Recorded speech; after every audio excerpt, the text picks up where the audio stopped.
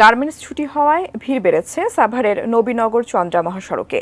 সেখান থেকে এ বিষয়ে আরও জানিয়েছেন সহকর্মী জাহিদ হাসান শাকিল।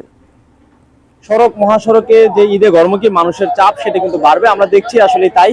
এবং আপনি জানেন যে সাভারের একটা শিল্প অধ্যুষিত এলাকা, এখানে অধিকাংশ কারখানা কিন্তু ছুটি হয়ে গেছে এর মধ্যে, এবং শ্রমিকরা কিন্তু বলা যায় যে একযোগে বের হয়ে এসেছে তারা। আমরা এই মুহূর্তে আছি নবীনগর চন্দ্রা মহাসড়কের বাইপাইল মোড়। এই মোড়ে মূলত বাইপাইল আব্দুল্লাহপুর মহাসড়ক এবং ঢাকা রিচা মহাসড়কের এই মোড়ের একটি ত্রিমোড় বলা হয়।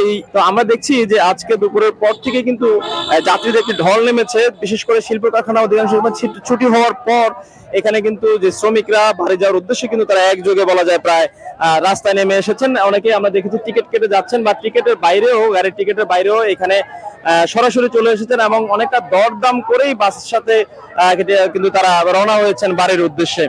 বিশেষ করে বাইপাইল আব্দুল্লাহপুর নবীনগর চন্দ্রা মহাসড়কে যেহেতু ঢাকা আসলে এলিভেটেড এক্সপ্রেসওয়ের অর্থাৎ উড়াল সেতুর নির্মাণ কাজ চলছে, সেক্ষেত্রে মহাসড়কের যে প্রশস্ততা সেটা অনেকটা কমিয়ে কিন্তু ছোট হয়ে গেছে, ফলে কিছুটা প্রতিবন্ধকতার চ্যালেঞ্জ কিন্তু এর আগেই জানিয়েছিল এখানকার সংশ্লিষ্ট আইন শৃঙ্খলা বাহিনী সহ, ট্রাফিক পুলিশ বা হাইওয়ে পুলিশ সহ।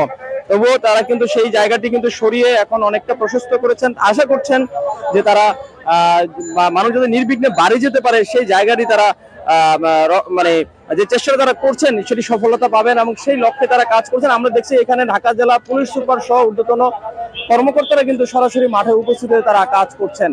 তো এই ছিল এখানকার সর্বশেষ চিত্র।